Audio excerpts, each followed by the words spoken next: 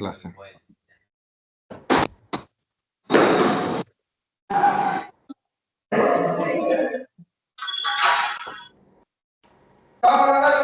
Bueno, terminamos.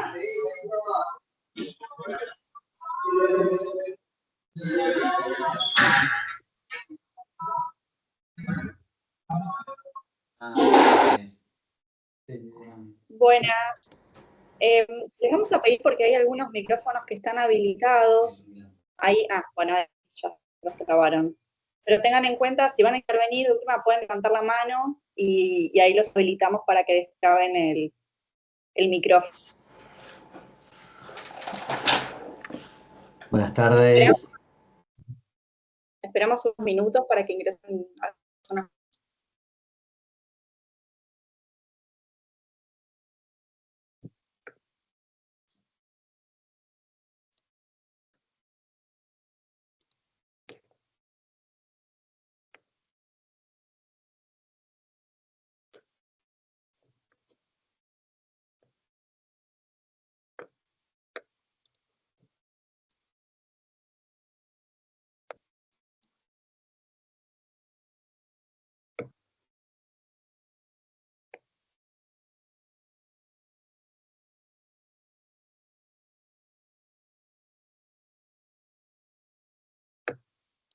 Aprovechamos que tenemos unos minutos antes de empezar, esperamos que ingrese algún compañero más. La clase que viene vamos a tener ya el examen, hoy es el último encuentro, la otra clase que queda va a ser el recuperatorio. Les queríamos comentar un poco cómo va a ser la modalidad, de cualquier manera vamos a dejar habilitado para la clase que viene las pormenores del examen en el foro por cualquier consulta que se genere, pero de cualquier manera les queremos decir que van a tener 30 preguntas de opción múltiple. El sistema es secuencial y es retroactivo. Eso quiere decir que una vez que contestan ustedes las preguntas, que en general son 3, que les aparecen en la página y avanzan, no pueden volver a la página anterior para rechequear las consultas. Con lo cual, una vez que dan clic, no pueden revisar esas preguntas que quedaron detrás. Otros que tienen 70 minutos desde el ingreso a la evaluación hasta que se cumpla el horario de clase, y digamos, las preguntas que van a aparecer realmente tienen que ver con lo que se dio en clase, con lo que van a ver en el material de los PowerPoint y también en el material obligatorio. No sé si les surge alguna inquietud con relación a la modalidad. No sé, Martín Grisuti, si has abierto el micrófono para consultar algo o si se te abrió. A ver. Se abrió solo, ahí lo pago, discúlpame. No, no hay problema, no hay problema. Son 30 preguntas de opción múltiple y son 70 minutos que se le dan. Realmente las preguntas que se hacen son fieles a los que se habló en los encuentros, al material que está de lectura obligatoria, el opcional no. Y esto, insisto, porque todos los años genera alguna dificultad o alguna duda. Una vez que avanzan en la página, no pueden retrotraer. Eso quiere decir que es secuencial e irretroactivo. Con lo cual, cuando lean esto en las descripciones del examen, tiene que ver con esta imposibilidad de volver hacia la página anterior una vez que avanzaron. Bueno, si les parece, empezamos con esta última clase. Hoy Leo no va a estar, vamos a estar Manuel y yo a cargo del encuentro. Vamos a tratar de estar a la altura de él. Está con unos encuentros con servicio penitenciario y estaba imposibilitado de concurrir. Y desde ya cualquier duda nos vamos interrumpiendo y vamos evacuando las consultas que vayan surgiendo. En la clase de hoy vamos a estar abordando distintos problemas procesales y cómo la Corte Federal se ha parado frente a estos distintos problemas que vamos a ir mencionando. Una primera mitad de la clase tiene que ver con fundamentalmente la evaluación probatoria, vamos a hablar del supuesto de los reconocimientos impropios, las pericias, el valor de las declaraciones testimoniales en los distintos casos problemáticos de incorporación por lectura, el caso del testigo único, particularmente la valoración de las declaraciones testimoniales de niños, niñas y adolescentes, y el caso de la declaración del imputado y cómo puede ser incorporada y valorada de cara a el principio que impide la autoincriminación.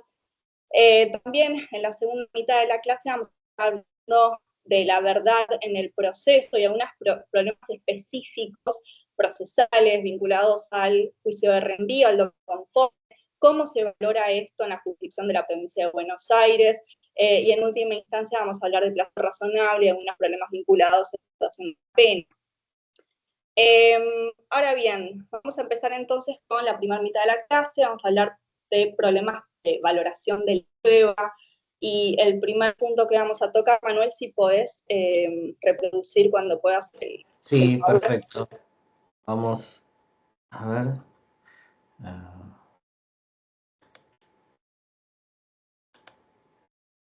A ver.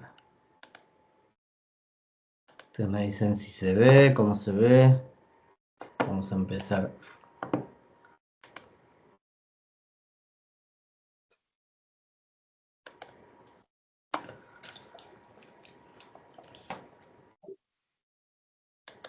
Se ve, pero está por ahora trabado en plazo razonable.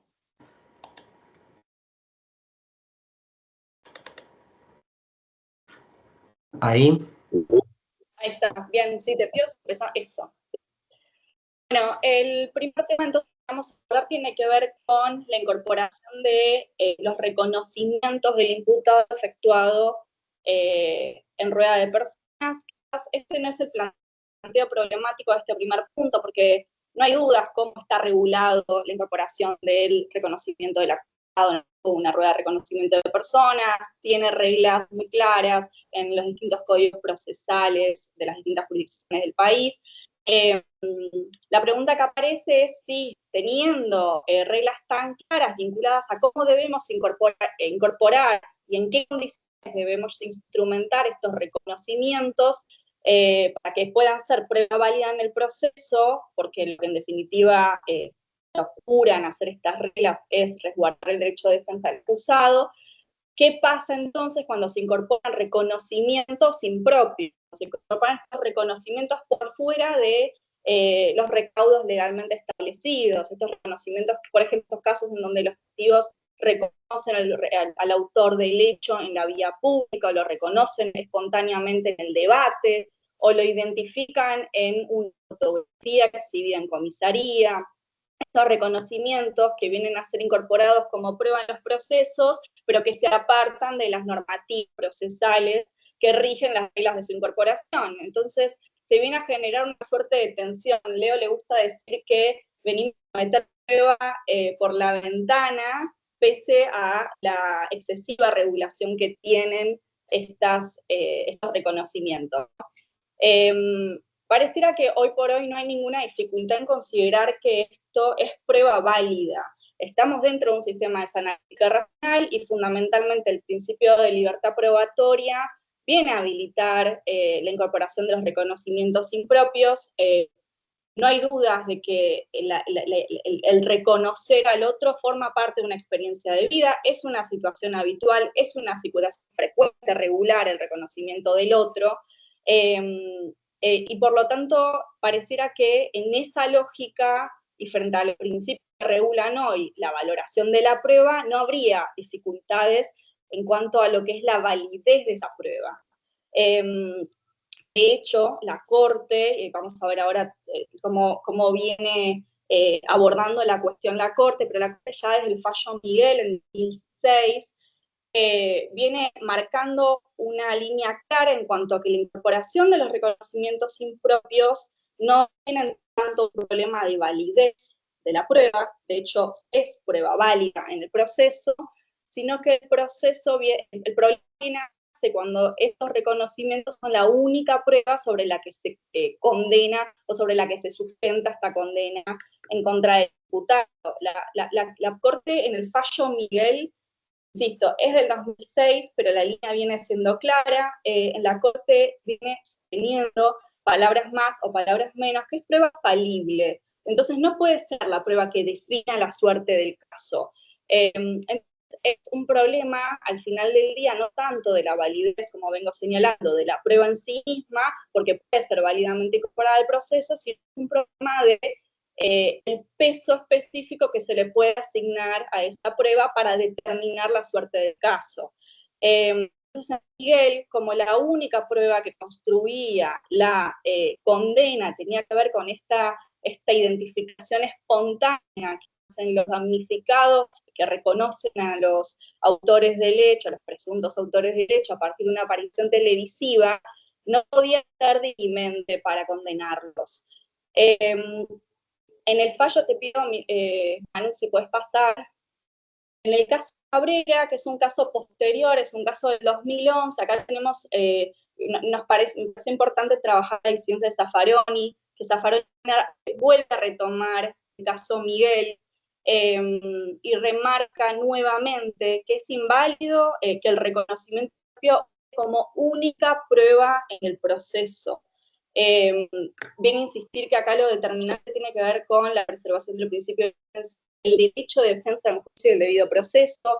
Es claro, lo vamos a ver también ahora en González, que es el caso que sigue, pero es claro entonces que la Corte, insisto, ha determinado que el reconocimiento impropio es válido dentro del sistema de valoración probatoria que tenemos, que nos rige, pero es una prueba que tiene menor rango, menor valor convictivo, por las particularidades que reviste, porque efectivamente no está sometido a un proceso con contralor de la defensa. Entonces, parece que por sí misma no tiene capacidad de sustentar un pronunciamiento. Es claro también que podemos distinguir distintos casos en donde distintos supuestos de reconocimiento impropio, podamos acordarle en algunos casos mayor valor convictivo y en otros menor.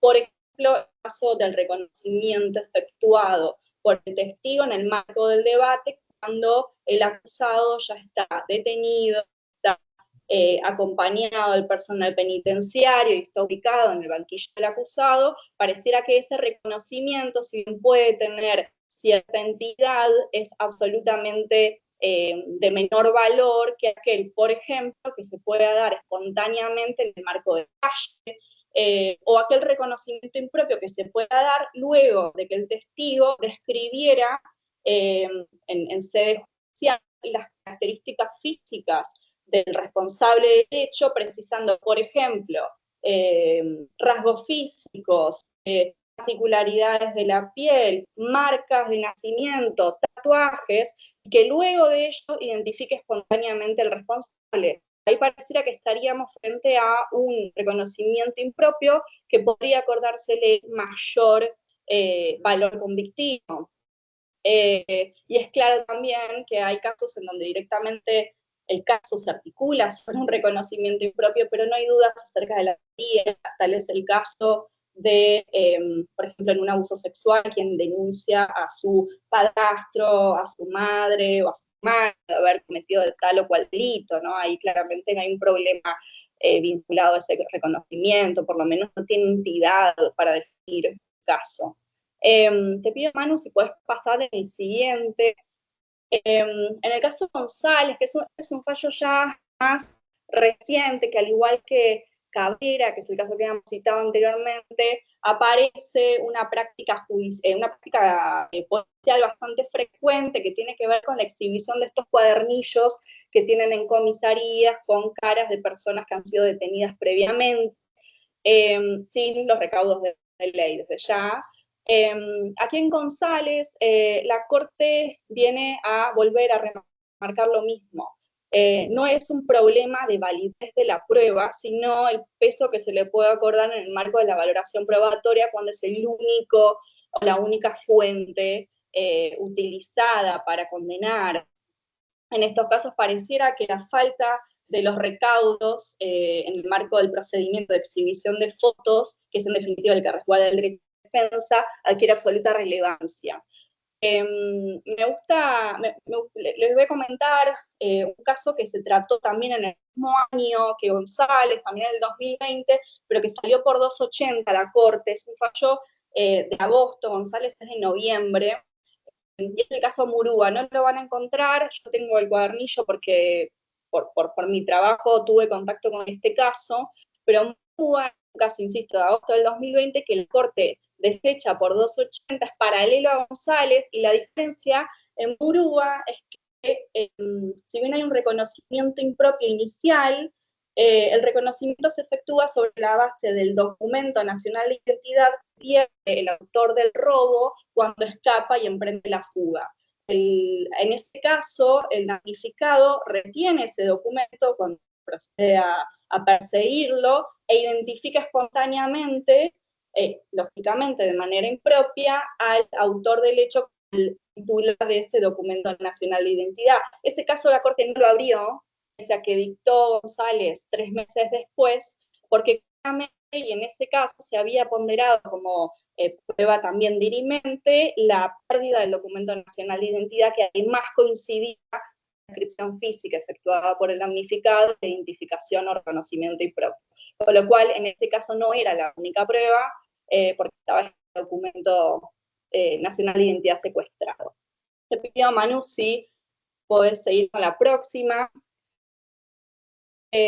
Ahora nos vamos a meter con un tema que es absolutamente imposible de abarcar en una clase como esta. La verdad que es muy extenso y podemos encontrar múltiples pistas para discutir la validez de las pericias practicadas, pero vamos a encarar un pequeño problema que tiene que ver con la discusión de la validez de las pericias de parte y las pericias oficiales. La verdad es que la histórica que la ha escrito y ha expuesto José Ingenieros ya hace muchos años, era clara en cuanto a que se rechazaban las pericias de parte, porque se las consideraba como que no eran objetivas, sino que estaban condicionadas a la voluntad o el interés del que la estaba presentando. Había en definitiva un tema de parcialidad en esa pericia de parte que objetaba, que digamos que se utilizaba como argumento para objetar la validez o el peso de la pericia presentada. Hoy en día es claro, y esto la Corte lo aborda en el caso de Tejerina, que es del 2008, la verdad que Tejerina, yo les diría que lean exclusivamente la disidencia de Fait y Zaffaroni, que es lo que interesa al que estamos tratando. Es un fallo riquísimo, aborda un montón de temas, pero en lo que al tema de pericias inglesas, tiene que ver con cómo se valoran, o por lo menos Fait y Zaffaroni les parece particularmente importante para la solución del caso, la valoración de las pericias psiquiátricas presentadas en el marco. Esto, el caso Tejerina, para quien no lo tiene muy presente, tenía que ver con un caso de una madre que mataba a su niño recién nacido, y es un caso que tiene lugar tras la eliminación del delito de infanticidio, un homicidio atenuado. Aquí se discutía la capacidad de culpabilidad de Tejerina, con lo cual las pericias psiquiátricas venían a adquirir un color absolutamente dirimente en la suerte del caso. Fait y Zaffaroni abordan el tema de la validez de las pericias de parte y la validez de las pericias oficiales y cómo deben valorarse estas pericias. Y lo cierto es que hay un aspecto fáctico que tiene que ver con que habían algunas deficiencias en la pericia oficial que son señaladas por el disidente. La pericia oficial era la que efectivamente había dictaminado que Tejerina tenía capacidad de culpabilidad, que los peritos de parte habían dictaminado que no, que ella estaba atravesando un cuadro psicótico puerperal agudo de el homicidio de su hijo. Se genera de este modo una contradicción entre las dos pericias, y el Tribunal Provincial, esto lo tengo que mencionar para que entiendan qué es lo que resuelven Fait y Zaffaroni, pero el Tribunal Provincial había considerado que correspondía privilegiar la pericia oficial por sobre la de parte, citando jurisprudencia de corte que había supuestamente resuelto de esta manera, que supuestamente la Corte había dicho que los peritos oficiales siempre deben ser privilegiados, siempre lo que tiene que ver con que hay una suerte de parcialidad en los peritajes de parte, y además por algunas consideraciones que tienen que ver con que el perito oficial, además, las conclusiones volcadas en el dictamen del perito oficial tenían fuerte apoyatura en otros elementos de prueba, y el Tribunal Provincial, cuando efectúa esta consideración, invoca la declaración indagatoria de la mujer, en donde pudo dar un relato que era coherente, que era detallado, con los pormenores del hecho, ¿no?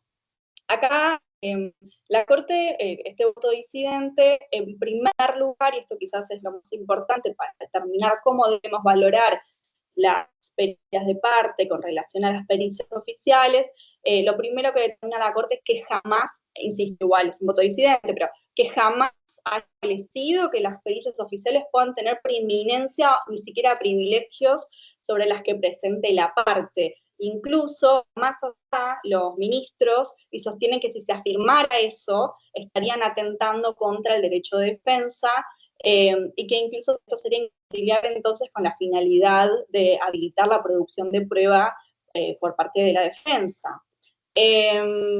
Después, en segundo término, efectúa una consideración adicional que tiene que ver con que, y esto es particularmente vinculado con las pericias psiquiátricas, dicen que no puede estar librada a una sola entrevista la determinación de la capacidad de culpabilidad de una persona, y frente a esto marca la Corte que la pericia de parte había tenido múltiples encuentros con Tejerina y tenía múltiples formulaciones y valoraciones vinculadas a el estado que atravesó al matar a su hijo, mientras que la pericia oficial había estado librada a un único encuentro y que incluso ese encuentro no estaba claramente, no tenía la clara finalidad de determinar si al momento de cometer el hecho ella estaba atravesando o no este cuadro psicótico. La Corte luego efectúa algunas consideraciones muy interesantes también, más allá de lo que tiene que ver con la valoración de las pericias oficiales y las pericias de parte, ya vinculadas a la determinación de la capacidad de las personas, que son absolutamente interesantes. Se invoca un caso que es de 1982, que se llama La Contesalva, en donde se remarca esta diferencia entre lo que es el conocimiento del hecho y su valoración como algo prohibido, ¿no? Esta lógica de que la culpabilidad exige algo más que solo conocer, sino también comprender, la comprensión de la criminalidad del acto, ¿no? Me parece muy interesante que lean el fallo completo. La verdad que sobre estos aspectos agrega algunas consideraciones más vinculadas a desterrar la idea de que si no hay delirio, entonces no hay capacidad de culpabilidad.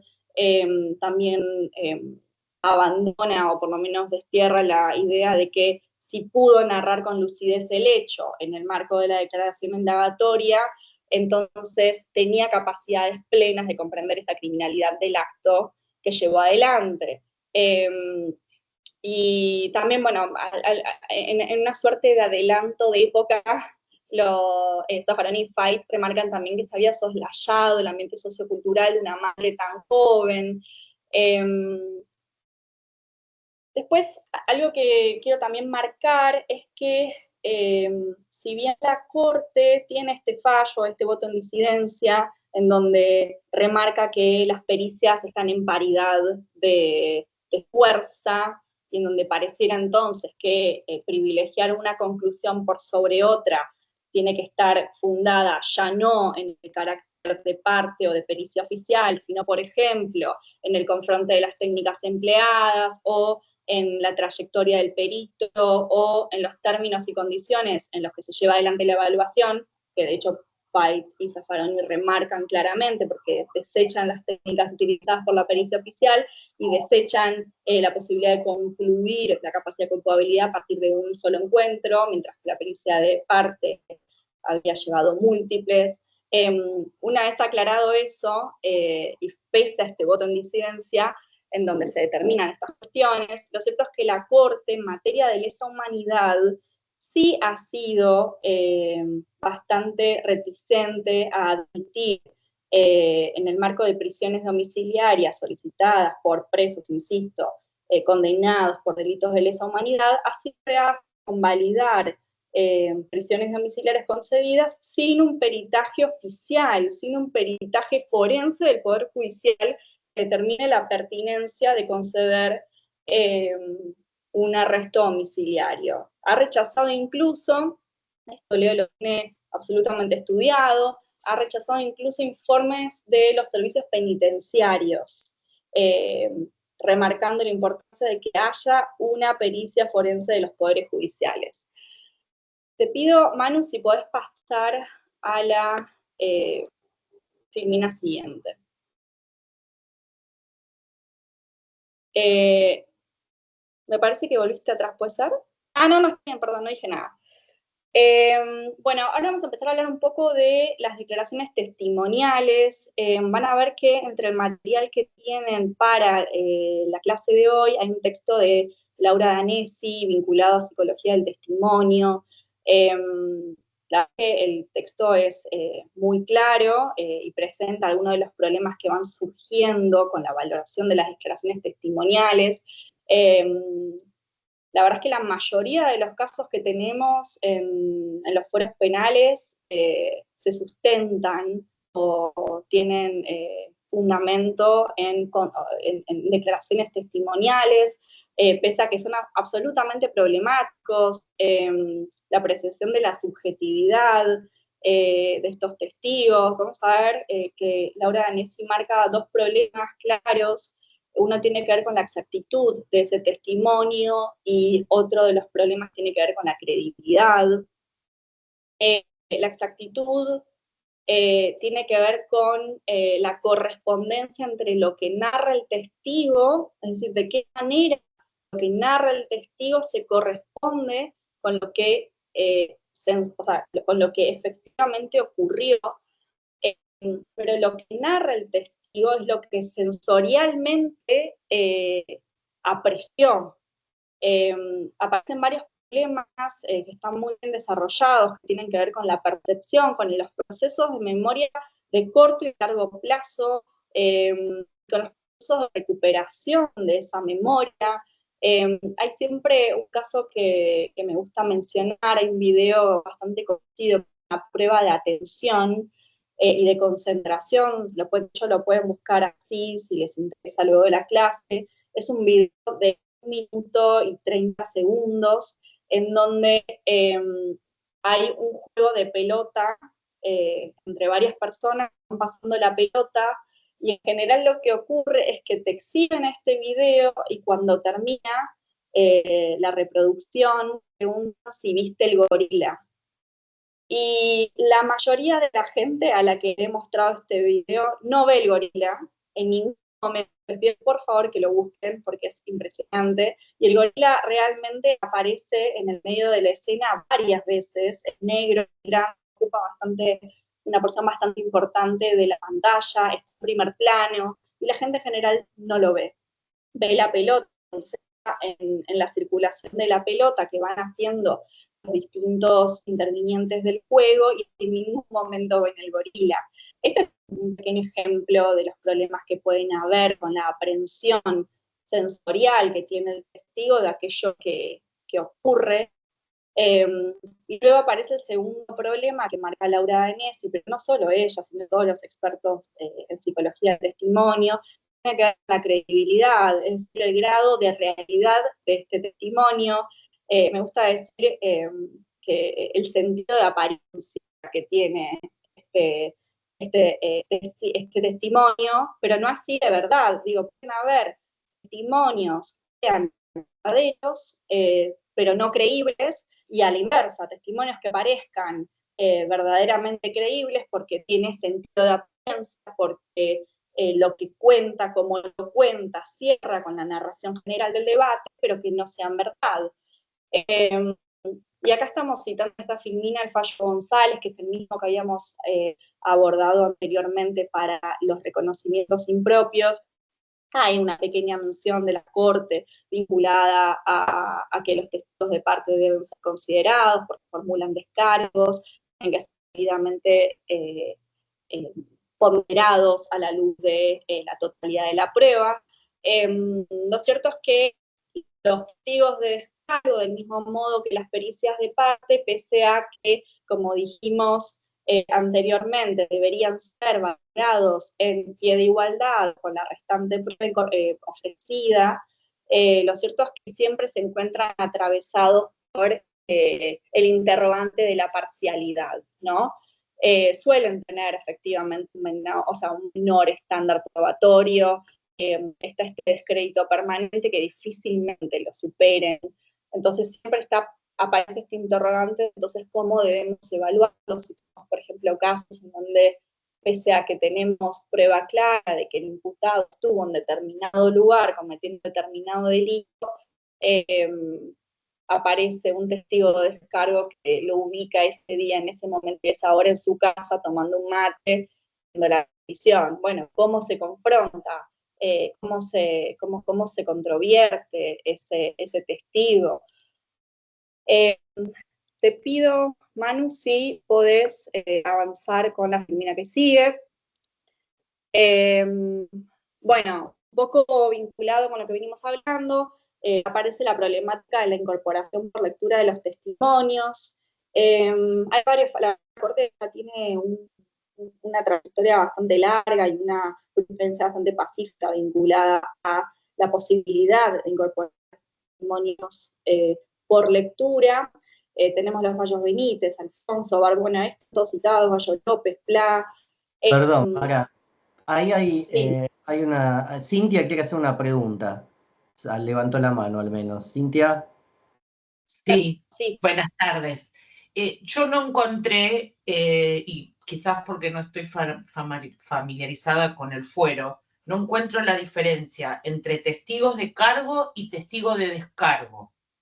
¿Y cómo es ese enfrentamiento entre ellos para garantizar la defensa en juicio del imputado? Mi pregunta va a eso. Yo lo leí del texto, te estoy escuchando a vos ahora y sigo sin encontrar la diferencia. O sea, el testigo de descargo se lo llama cuando se duda de ese testigo de cargo. ¿Es necesario o no es necesario en el proceso? Necesito que me aclares un poquito esa diferencia. Lo que llamamos testigos de descargo normalmente son los testigos que presenta la fiscalía para intentar probar su caso, básicamente la imputación penal que le dirige al acusado, y los testigos de descargo son normalmente los que ubicamos como aquellos que vienen a controvertir, son los que ofrece la defensa y son los que vienen a controvertir y a tratar de demostrar en algunos casos la inocencia de la persona que está siendo acusada. Previo al juicio, todas las partes, tanto la fiscalía o la querella, si tuviera, y la defensa, ofrecen su prueba. Dentro de la prueba que ofrecen, cada uno ofrecerá sus testigos también, y todas esas personas van a concurrir eventualmente al debate. Cada una es interrogada, y luego cada parte efectuará la valoración que considera que debe hacerse de la prueba producida, y los jueces luego resuelven. La pregunta de qué hacer con un testigo que ubica al acusado en su casa, en el horario del hecho, a, por ejemplo, un caso en donde no hay fotografías o registros visuales claros del imputado en ese lugar, la prueba es más circunstancial. Bueno, es problemática, tiene que ver con lo que vengo señalando, la prueba que ofrece en general la defensa tiene un descrédito, genera una desconfianza, está atravesada por la idea que plasmó José Ingeniero hace años ya, de que es parcial, de que es prueba parcial, pese a que no debiera, pese a que la Corte ya advirtió esto en distintas decisiones, a que están en paridad están en paridad las pruebas ofrecidas por la defensa como por las de la fiscalía, mismo las pericias oficiales como las de parte. Es un problema de prueba, sin duda, no tengo una respuesta a dar, es muy también casuístico, hay que ver cada caso, cómo viene dada el caso de la fiscalía, qué tan sólida está la ubicación de esta persona en ese lugar, en ese momento y en ese día, y frente a esa solidez o no, cómo viene a irrumpir este testigo que vino a ubicarlo en otro lado.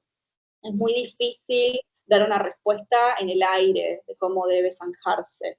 Es una ponderación caso a caso. Pero ¿Y se puede confrontar estos dos tipos de testigos en un careo, por ejemplo?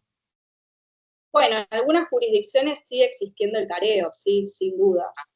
¿Y quién lo propone? ¿El tribunal o alguna de las partes? Depende, en general primero se tiene que trabar la contradicción y luego se tiene que pedir, pero eso ya es un tema de cada jurisdicción, ver cómo tienen instrumentado, si es que tienen instrumentado el careo. Perfecto, perfecto. Gracias, Mara. Cintia, ya que estamos, te consulto vos en qué ámbito del derecho, digamos, trabajás. Todo lo contrario, fuera de familia.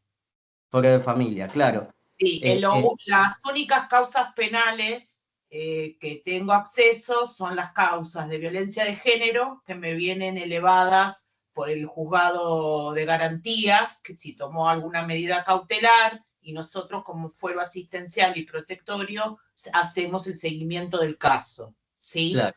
Y las causas de determinación de la capacidad jurídica del artículo 12 del Código Penal. Que son todos aquellos condenados, pero que, bueno, que padecen de una enfermedad psiquiátrica. Entonces el tribunal nos invita a iniciar las actuaciones de determinación de la capacidad jurídica. O sea, son en esos dos ámbitos donde yo tengo contacto con las causas penales. Trabajamos muy bien. Yo soy de Florencio Varela, el juzgado está en Florencio Varela. Yo soy de Berazategui, así que estamos cerca. Estamos cerca. La verdad que trabajamos muy bien las causas de violencia de género, los jueces de Varela no dudan, ¿sí? Pero quieren que nosotros hagamos el seguimiento de la víctima y del grupo familiar, que no lo veo mal, lo veo bien, ¿sí? Porque están involucrados los niños, en muchos casos, y bueno, y a esa víctima mujer hay que hacerle otro tipo de asesoramiento y de acompañamiento, ¿no? Generalmente las citamos, las hacemos entrevistar por nuestro equipo técnico, luego las derivamos a las diferentes secretarías de la municipalidad para que hagan el acompañamiento, el asesoramiento legal en la parte de alimentos, de cuidado de hijos, ¿no? Que corresponde al fuero de familia. Está bien derivado que el fuero penal nos derive en este tipo de casos, y la verdad que las condenas de los imputados por delitos de violencia de género se están cumpliendo. O sea, yo veo que me mandan las sentencias y no dudan en ponerle la pena, más si hay un femicidio, ¿no? Obviamente. Perfecto. Y bueno, y en estos casos, ¿qué pasa? Si quedan niños vulnerados en sus derechos, nosotros tenemos que citar a la familia ampliada para ver esos niños con quién va a quedar, porque la madre fallecida y padre detenido, necesitamos ahí actuar con Secretaría de Niñez, y bueno, y a tomar o bien una medida de abrigo, o muchos casos, la misma familia, una tía materna o una hermana mayor. En Varela tenemos muchos casos de hermanas mayores que se hacen cargo de sus hermanitos menores, vienen y nos piden las guardas, ¿sí? Entonces, en esos casos, mi forma de trabajar es muy expeditiva, yo no pierdo el tiempo, directamente hablo con Defensoría Civil, le digo, mira, te estoy mandando niños vulnerados en sus derechos por esta situación, ya me llegó la sentencia penal, ya sé cuándo le vence la pena al padre, no creo que este padre pueda recuperar el contacto con sus hijos, a lo sumo más adelante tendrá un derecho de comunicación, pero por ahora tengo esta tía o tengo esta abuela, ya necesito resguardar el derecho de estos chicos. Yo te lo mencionaba porque, bueno, acá como explicaba Mara, se parte, digamos, de un principio de presunción de inocencia, del cual, claro, esa regla hace derivar dos cuestiones. Una regla de indubio pro reo, que ya la vamos a ver, que es en el momento de definir el conflicto, cómo el juez debe valorar la prueba y qué pasa en caso de dudas. O sea, establece un estándar alto para poder determinar la culpabilidad, y el otro es el onus probandi, o sea, o carga de la prueba, que es la que tiene la acusación. Por eso es que, más que nada, el acusador trae testigos que intenten acreditar, probar su versión, su hipótesis acusatoria, aunque la defensa puede traer, en todo caso, testigos de descargo, pero son los menos, o por lo menos no es su obligación, porque no tiene que demostrar ella, el acusado no tiene que demostrar la inocencia, sino el acusador la culpabilidad. Bueno, perfecto, perdón, gracias. Mara, No, pero muy bien aclarado todo, gracias. No, de nada. Gracias, Cintia, por la intervención. Bueno, retomando un poco lo que veníamos hablando, la incorporación por lectura de los testimonios, la Corte podemos sacar algunas conclusiones, ¿no? Son varios fallos, no voy a ir uno por uno, voy a hablar algunos de ellos, pero la Corte, en términos generales, pareciera que lo que rechaza o que considera como prueba inválida para incorporar en los procesos tiene que ver con esas declaraciones que se reciben en el marco de la comisaría, en lo que es la prevención inicial. Esa es la prueba que pareciera que no es válida para ser incorporada.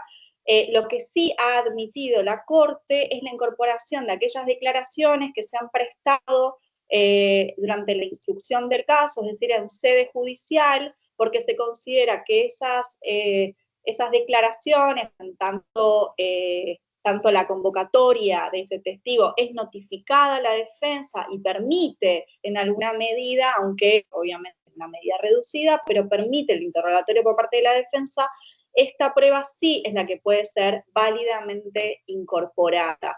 Voy a ir a algunos de los casos que me parecen relevantes, con las particularidades que presentan. El caso de Gallo López, que ya es del 2011, que es bastante extensamente conocido. Es el caso en donde en el marco de una denuncia por abuso sexual, la víctima no es convocada al debate porque estaba atravesando problemas de salud, creo que era un brote psicótico. A raíz de eso se prescinde de su convocatoria y se pretende incorporar las declaraciones de la joven prestadas con anterioridad. La verdad es que la Corte interviene luego de que se dicta la nulidad del juicio, en realidad absuelven al imputado, la Corte interviene en ese marco.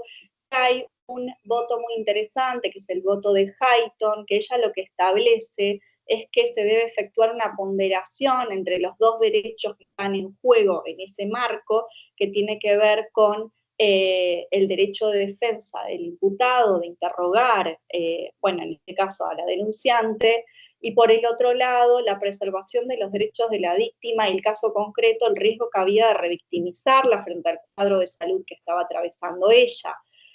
Frente a esa ponderación, Hayton concluye que era admisible la incorporación de las declaraciones anteriores prestadas por la joven, al marco de que en este caso particular, además, habían múltiples pruebas independientes de la declaración de la mujer, de la joven en realidad, que estaban vinculadas a la acreditación de los hechos de abuso sexual, por ejemplo, pruebas de ADN, pruebas médicas practicadas sobre la joven, y que por lo tanto en ese marco pareciera que la Corte considera admisible la incorporación por lectura de sus declaraciones. PLA es bastante parecido también, con la particularidad de que no es una víctima de abuso sexual, sino en este caso estamos en el marco de delitos de lesa humanidad. La Corte, en términos generales, me da la sensación de que cuando estamos frente a delitos particularmente relevantes, ya sea de lesa humanidad o delitos que incorporan víctimas especialmente protegidas por el derecho internacional de los derechos humanos, es más permeable a intervenir activamente y fijar criterios. En PLA pasa exactamente esto, delito de lesa humanidad, teníamos una víctima que para el momento del debate había fallecido, y la Corte en este caso también convalida la incorporación por lectura, con el agregado de que en este caso el reconocimiento que había efectuado la víctima fallecida había sido en un marco en el que había intervenido la defensa, con lo cual había habido cierto contralor que tornaba admisible esa incorporación. También vamos a hablar ahora un poco de las reglas de incorporación para las declaraciones de testigos de identidad reservada. Acá tenemos el fallo de Norín Catrimán de la Corte Interamericana, que establece algunas pautas de las condiciones y los motivos que pueden habilitar a la declaración de un testigo de identidad reservada. Van a ver que son algunos párrafos muy puntuales de la decisión, que es extensísima y que resuelve múltiples cuestiones, pero en lo que interesa aquí, particularmente la incorporación de los testigos de identidad reservada, solamente lean los párrafos 242 a 247. Allí básicamente lo que determina la Corte Interamericana como pautas para estas incorporaciones. En primer término, los jueces que intervienen en el marco del debate tienen que advertir que es una medida excepcional y que tiene que estar fundada en criterios de proporcionalidad y necesidad, con previo estudio del riesgo que implica para este testigo la declaración exponiendo su identidad. Luego de esto, la Corte Interamericana establece algunas pautas que tienden a armonizar los derechos en pugna. Esto es el derecho a la protección de este testigo y, por otro lado, el derecho de la defensa del imputado nuevamente. Plantea que se tiene que garantizar el acceso a un contrainterrogatorio, aunque sea por escrito, por parte de la defensa. El tribunal debe conocer al testigo y su identidad y tiene que evaluar la actuación que tiene este testigo en el marco del interrogatorio. Y esto es para que, esto lo dice la Corte expresamente, para que el tribunal pueda formarse una impresión propia acerca de la confiabilidad de este testigo como fuente de conocimiento del hecho. Y además, y esto es muy parecido a lo que habíamos marcado cuando hablábamos de reconocimientos impropios, no tiene que ser la única prueba utilizada, tiene que haber otras pruebas que corroboren esta fuente de conocimiento de los hechos. Esto es lo mismo que veníamos viendo, insisto, con la Corte Suprema, nuestra Corte Federal, que en los casos de pruebas que si bien son válidas, son débiles, y que por lo tanto no pueden ser incorporadas y utilizadas como única fuente de conocimiento de los hechos, y mucho menos pueden ser utilizadas para sustentar por sí mismas un pronunciamiento condenatorio. Te pido, Manu, si puedes pasar a la siguiente línea. Vamos a hablar un poco ahora del caso del testigo único, de la valoración particularmente de los testimonios de niños y niñas y adolescentes, que es en general el caso más complejo cuando hablamos de testigo único. Ya sabemos, creo que estamos en una instancia por fuera ya de la facultad, en otra instancia de educación, ya sabemos, estamos formados con relación al modelo de valoración probatoria, insisto, que es el de la sana crítica racional, no el de la prueba tasada, y que por lo tanto el testigo único puede ser efectivamente la única prueba en el proceso y puede fundar, al menos cuando estamos en los casos de niños, niñas, adolescentes que son víctimas de delitos, podemos utilizarlos como fuente de conocimiento del hecho y como única prueba para determinar una condena, más allá de los distintos reparos que ha ido elaborando la Corte con relación a cómo debe ser valorado este testimonio, y más allá de la prueba que se construye alrededor de este testimonio único para intentar corroborar la veracidad de sus dichos. Vamos a ver que la Corte efectivamente no ha invalidado, insisto, o sea, no ha aparecido al día de hoy por lo menos ningún fallo en el marco por lo menos de testigos únicos y valoración de testimonios de niños, niñas, adolescentes. No ha aparecido un fallo de la Corte que deseche la posibilidad de condena con un testigo único. En materia de valoración de testimonios, la Corte ha tenido pocos fallos, pero los voy a ir mencionando por lo menos las características más salientes de las pautas que he establecido para la valoración de los testimonios. Vamos a ver que el primer fallo de la Corte en este tema es de 1997, es el fallo Veras Rojas, que es el más citado porque ha establecido pautas más claras, si se quiere. Luego han habido fallos en 2014, también en 2015, y más recientemente el fallo Zanelli, que es el que está citado en la Filmina, que es del 2020, y que retoma Zanelli algunos criterios sentados en Veras Rojas. En Veras Rojas, básicamente, lo que se puede extraer como relevante para la valoración probatoria de este tipo de testimonios tiene que ver con contextualizar esta declaración de este niño, niña, adolescente, atendiendo a la corta edad de este testigo. Básicamente hay que considerar la inmadurez de este testigo que está declarando, Esto conlleva atender a que puedan haber imprecisiones, esto tiene que ver con que van a haber necesariamente faltas de detalles, esto ya lo agrego yo, pero tiene que ver con esta imposibilidad de estos niños, niñas, adolescentes de poder comprender la sexualidad adulta. Lógicamente, ahora vamos a hablar un poco de estereotipos, pero esto tiene que ver con que posiblemente este niño, niña, adolescente no entienda que el acto que llevó adelante este adulto sea algo malo. Muchas veces los actos sexuales cometidos en perjuicios de niños, niñas, adolescentes, de hecho se presentan de manera inocente, se presentan a través del juego, y esto puede determinar que este niño, niña, adolescente no efectúe un relato con llanto, no efectúe un relato con estas expectativas de que esta víctima de un abuso sexual presente parámetros de trauma, o que pueda narrar eventos espantosos con absoluta naturalidad. De allí que el estándar que sienta la Corte en Veras Rojas lo vuelve a repetir luego en 2015 en el fallo GJC, también en Jiménez Félix Rubén en 2014, e insisto también en el fallo más reciente, que es del 2020, el fallo Zanelli, en donde, al margen de remarcar el estándar probatorio de Veras Rojas, de insistir en que hay que ponderar la inmadurez de las víctimas de abusos sexuales, estos niños, niñas y adolescentes, remarca la doble condición de vulnerabilidad que se presentaba en el caso Zanelli, porque era una niña, por lo tanto aplicaban tantos las convenciones vinculadas a las violencias contra las mujeres, pero también la Convención sobre los Derechos del Niño, y de allí también, como último punto importante, en Zanelli se articula la tacha de arbitrariedad. Aquí venía absuelto el denunciado, con lo cual se habían efectuado unas valoraciones probatorias que son descalificadas por la Corte para arribar a esa absolución, fundamentalmente porque se articulan o se emplean estereotipos de género, y también en determinada parte de la decisión, que es descalificada por la Corte, se había reclamado la necesidad de conocer si esta joven, esta niña, había tenido o no encuentros sexuales previos a el hecho denunciado, con lo cual se pretendía indagar en los antecedentes sexuales de la víctima, lo que también es descalificado por la Corte.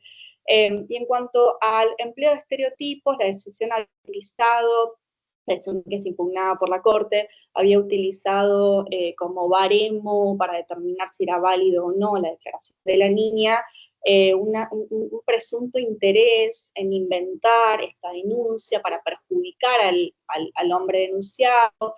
Luego también se había exigido, se había reclamado en la decisión por la que se absolvió el imputado, que la niña demostrara emotividad al narrar los hechos de abuso sexual, lo cual, como marqué anteriormente, una categoría sospechosa. Prácticamente todas las pericias que se elevan de los ministerios públicos tutelares o del cuerpo médico forense, una de las preguntas que se suelen efectuar cuando se llevan adelante las cámaras Gesell tiene que ver con la emotividad del testigo, este niño, niña, adolescente, y la categoría bajo la que se expresan los informes tiene que ver con el correlato emocional coherente o no con el hecho narrado.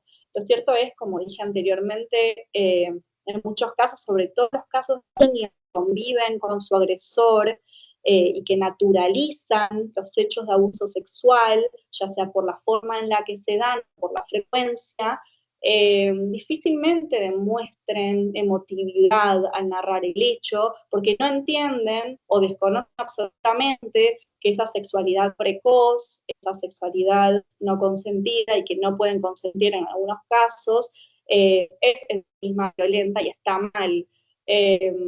Con lo cual ocurre muy frecuentemente que los niños, niñas, adolescentes, en el entrevista con la psicóloga o el psicólogo que dirija la entrevista, difícilmente muestren llanto, y por lo tanto esa categoría no debería ser utilizada para determinar la validez o invalidez del testimonio, la veracidad o no es de esta declaración.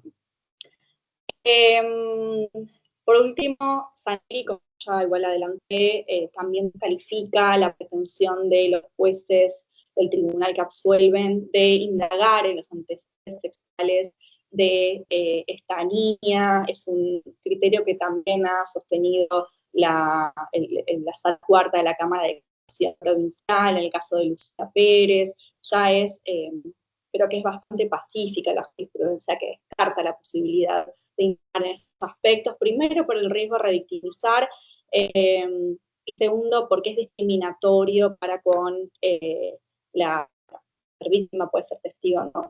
Dependiendo la forma en la que se presente esta persona. Algunos jueces han construido algunas estrategias para intentar dotar de fuerza los relatos de niños, niñas, adolescentes en casos de violencia sexual. Por ejemplo, Brusone instauró una metodología de trabajo cuando aborda los casos que tienen como víctima niños, niñas, adolescentes, y establece parámetros para intentar valorar razonadamente la prueba existente y determinar si hay elementos para homologar o no una condena. Determina que es importantísimo determinar cómo nace la investigación.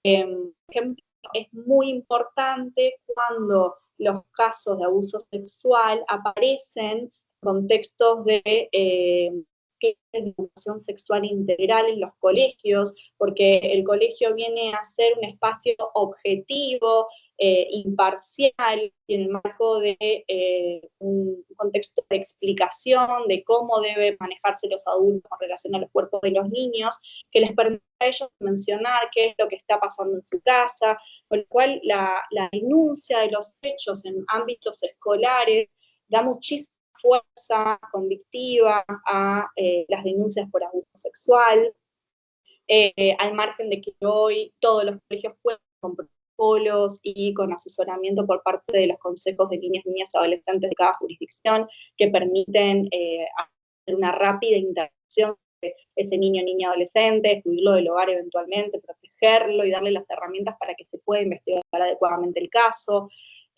Luego, obviamente, como segundo parámetro, Brusone establece la versión de la víctima de lo ocurrido, a quién se lo cuenta por primera vez, cómo se lo cuenta. Muchas veces son las madres las que toman contacto con este primer hecho. Entonces, entender que la madre posiblemente en prácticamente todos los casos aparezca como testigo de corroboración de ese hecho.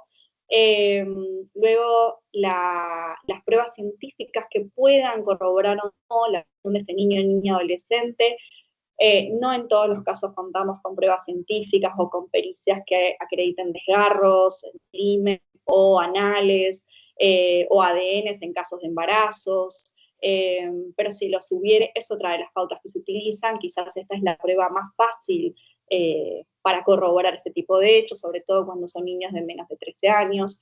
Luego la valoración de la versión de la víctima por parte de los profesionales de la Cámara Gesell.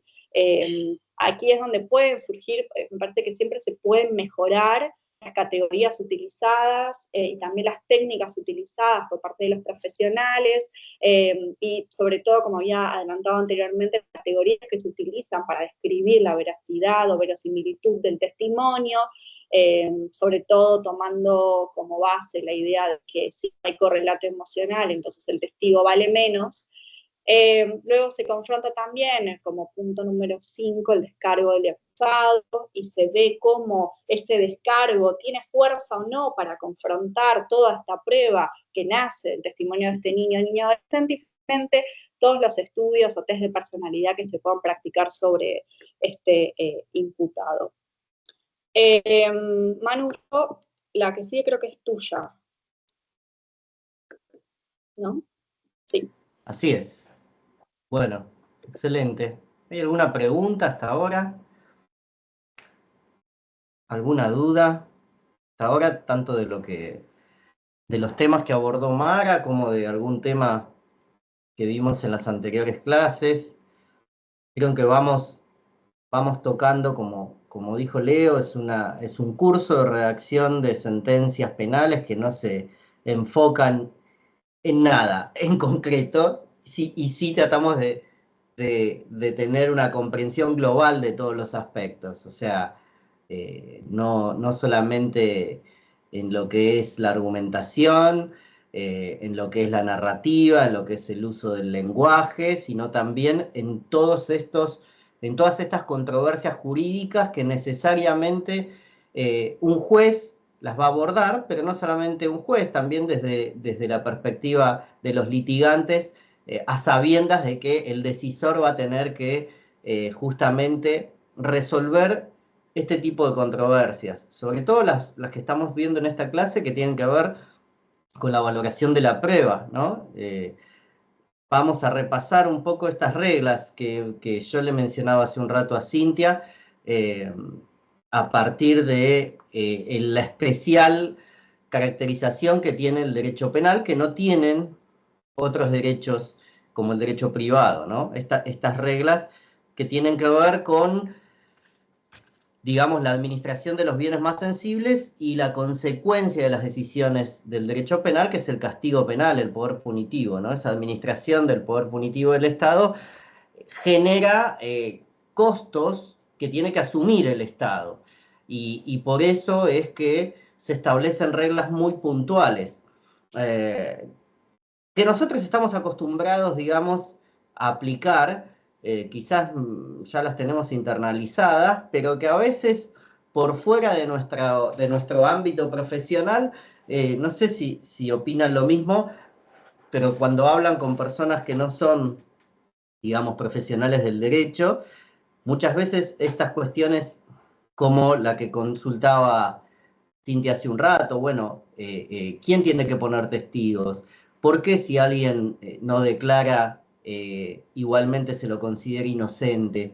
Bueno, este tipo de reglas tan especiales que tenemos y sobre las que el juez tiene que moverse a la hora de tomar una decisión, son reglas que a veces nos sirven estos cursos como para interpelarlas y como para analizarlas con un poco más de detalle. Sobre todo porque tenemos que tener en consideración, acá en la provincia de Buenos Aires, que tenemos a un nuevo auditorio o que tenemos a un nuevo actor dentro del proceso de decisión, que es el jurado.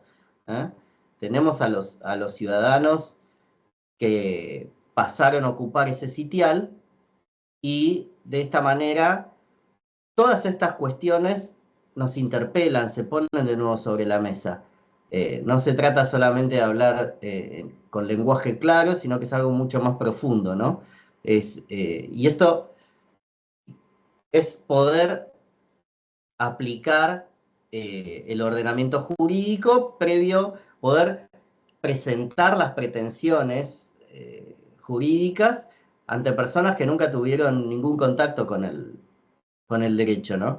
Entonces, estas reglas que nos parecen tan básicas, digo, como modo de introducción, no sé qué les parece a ustedes, está bueno que las repasemos y que las volvamos a ver ahora pensando en esta nueva perspectiva. Tenemos a los ciudadanos interviniendo en los procesos penales, tenemos que pensar con un sentido común jurídico, que es el sentido común de la comunidad, ¿no? Hay una participación directa de la ciudadanía.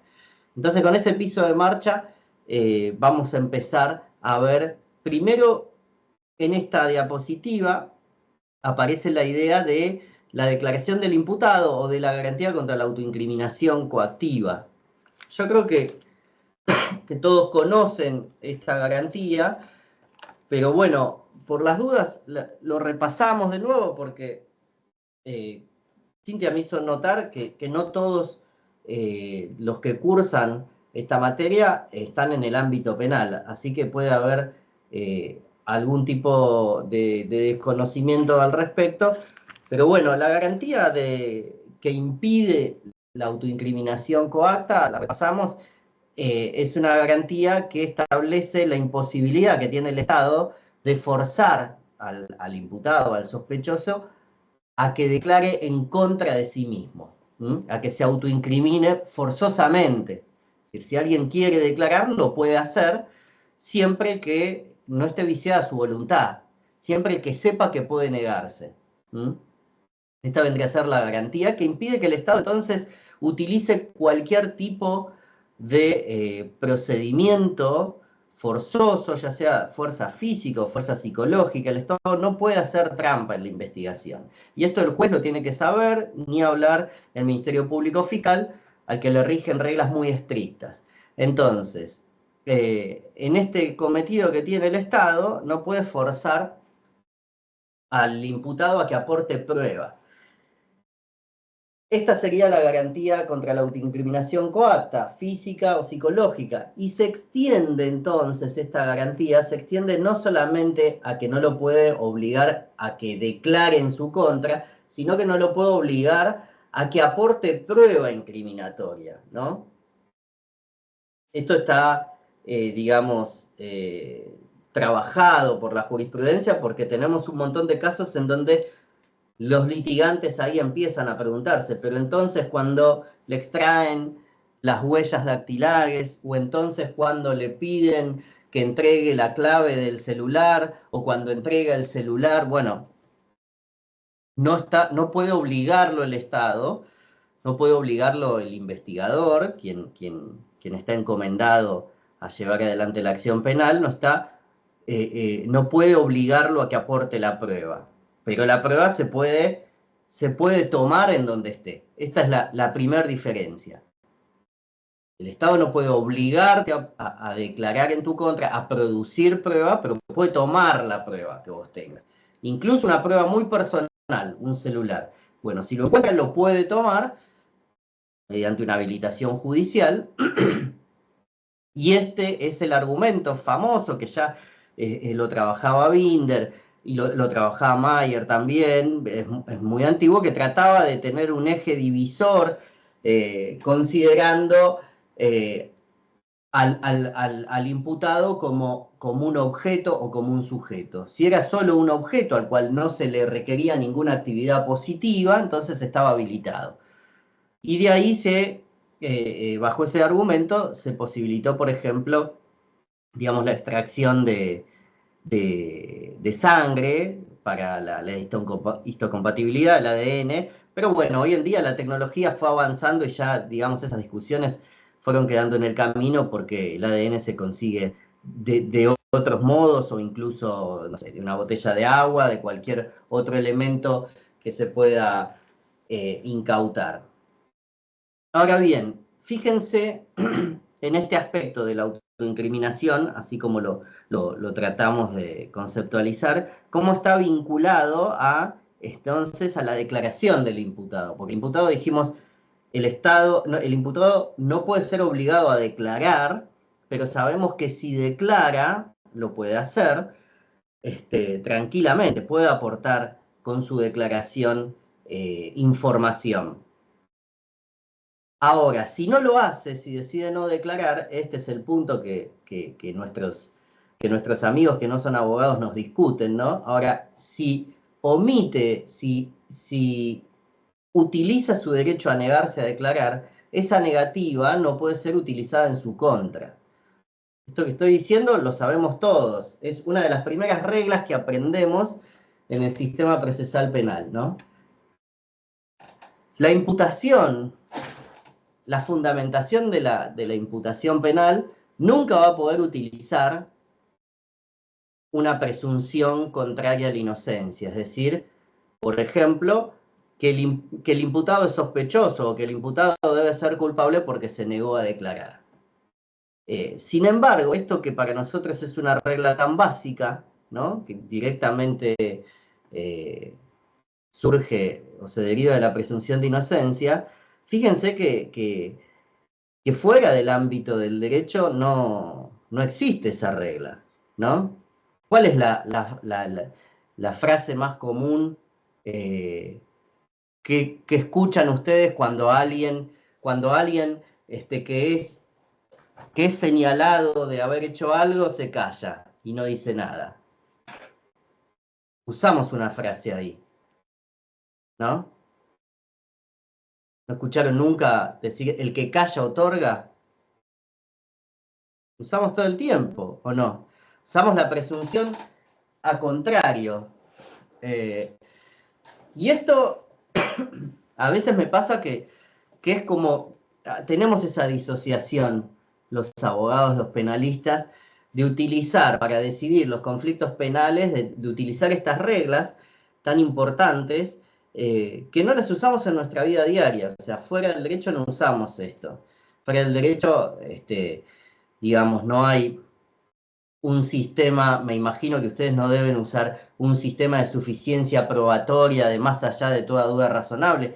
De hecho, me pasa que con mis hijos, digamos, utilizo un montón de sesgos y estereotipos para darme cuenta quién fue el que se mandó la macana. ¿Eh? Y, y ahí, si no me cuenta, lo tomo como que es él el que se mandó la macana. Bueno, sin embargo, acá nos disociamos y tenemos como profesionales del derecho, como jueces, como fiscales que sabemos que el juez tiene que decidir en estas reglas, y como defensor que sabemos y asesoramos a nuestro asistido respecto de que ese silencio no va a ser mal visto por el juez, usamos estas reglas. La pregunta es, ¿hasta qué punto el juez puede lograr esa disociación, ¿no?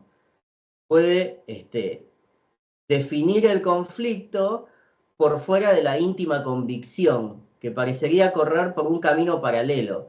Lo que él cree del caso, que realmente pasó, y lo que puede argumentar y escribir en la decisión judicial, ¿no? Un poco se genera esto.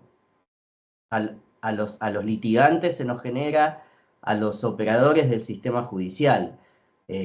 Una cosa es lo que yo creo que efectivamente sucedió, una cosa es si yo creo que el imputado cometió el hecho, y otra cosa es si lo puedo probar, dice el fiscal. Y otra cosa le dice el defensor a su asistido, es si el juez puede escribir eso. Vos le caes pésimo al juez. Te ve con esos tatuajes, sabe que tenés estos antecedentes, pero eso no lo va a poder usar en tu contra.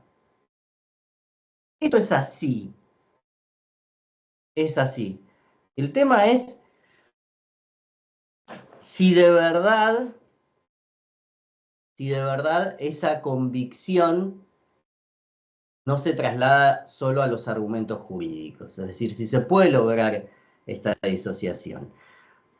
Pero bueno, algunas herramientas y sobre todo algunas reglas puntuales tratan de impedir esto, de lograr que no sea solo una suma de clichés la motivación o la argumentación de una sentencia judicial, que no sea solo una fachada argumental la decisión del juez, sino que efectivamente estas reglas sean respetadas.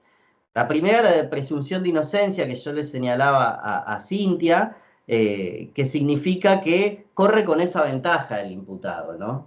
El sistema le da esta presunción legal de que él no tiene que construir su inocencia, él no tiene que probar su inocencia, sino que es el Ministerio Público Fiscal el que tiene que probar la culpabilidad. Esa es, la carga la tiene uno solo en el sistema penal público, a diferencia del sistema privado. La otra es el indubio pro reo, que ¿qué significa? A la hora de decidir, el juez no puede tener un escenario probatorio en el que conviva la versión acusatoria y una duda razonable que la niegue. Una alternativa desincriminatoria y una versión incriminatoria al mismo tiempo. Esto no puede suceder. Tiene que haber una cantidad de prueba, dosis de prueba suficientemente alta que eviten la posibilidad de que conviva una duda al respecto. Bueno, este es el indubio pro reo, esta regla que decimos la tiene que aplicar el juez en la sentencia penal. Para algunos hay una discusión si esta regla en el procedimiento se aplica antes. También, para otros no, porque de hecho hay casos que llegan a juicio a pesar de que hay algún tipo de discusión o hay algún tipo de hipótesis en conflicto. Justamente el juicio oral es el momento procesal en donde esas hipótesis se enfrentan y bajo estas reglas. El Ministerio Público Fiscal tendrá que probar que su versión está sustentada en prueba, no con un estándar de probabilidad, es más probable la versión del fiscal que la versión de la defensa. No, ese es el estándar de más probabilidad que usamos en el sistema civil, en el derecho privado. El demandante, es más probable que haya sucedido lo que dice el demandante que lo que dice el demandado. Bueno, acá no. El estándar de prueba que ahora en el Código Procesal Penal se escribió tal cual lo tiene el derecho anglosajón, el derecho angloamericano, es el que le comunicamos a los jurados, es el de una imputación que se pruebe más allá de toda duda razonable. Entonces, ahí es donde rige el indubio pro reo. Al momento, puede haber duda en el proceso, puede haber duda en la imputación, de hecho, las medidas cautelares se toman con mera verosimilitud, pero a la hora de definir, de cerrar el caso, de aplicar una pena, se utiliza un estándar mucho más alto que en cualquier otro ámbito del derecho. Mucho mayor es ese estándar que el que usamos quizás en nuestra vida diaria cuando tenemos que tomar decisiones. Por eso, incluso mayor que el que yo uso en estos ejemplos que daba si tengo que retar a alguno de mis hijos. Bueno, pero ¿por qué? Bueno, porque el costo que tiene que asumir el Estado es muy alto. ¿El costo de qué? El costo del error. Equivocarse, dictar una sentencia errónea, condenar a alguien que no cometió un delito, condenar a un inocente, es un costo que el Estado no desea asumir tan fácilmente. Por eso es que prefiere un error inverso, quizás. Digamos, que un culpable no sea castigado a que un inocente sea erróneamente castigado. Por ahí viene, entonces, por ahí vienen estas reglas, con base a esta decisión de política moral que toma el Estado, de definir estos estándares en materia penal. Entonces, un poco en esos fallos que aparecen en la diapositiva, están condensadas estas ideas. En casas, bueno, la imposibilidad de utilizar como agravante la circunstancia de que el imputado no haya declarado. Está claro esto, ¿no? Como decíamos antes, esa presunción de no declarar no puede ser considerada en contra de él, ni para construir la culpabilidad, ni para pensar que es más culpable. Bueno, esta persona es más mala porque no colaboró con la justicia. Bueno, eso no puede influir en la medición de la pena, digamos. No es un derecho penal de autor, sino un derecho penal de acto. Más allá de que yo crea desde un punto de vista moral que toda persona tiene que hacerse cargo de sus actos. Bueno, pero en materia penal no rige este parámetro. Entonces, por eso en casa, fíjense, si confiesa se le valorará la confesión como prueba de su responsabilidad penal, o sea, no es que se lo va a atenuar, entonces, si no confiesa no se le podría agravar la pena.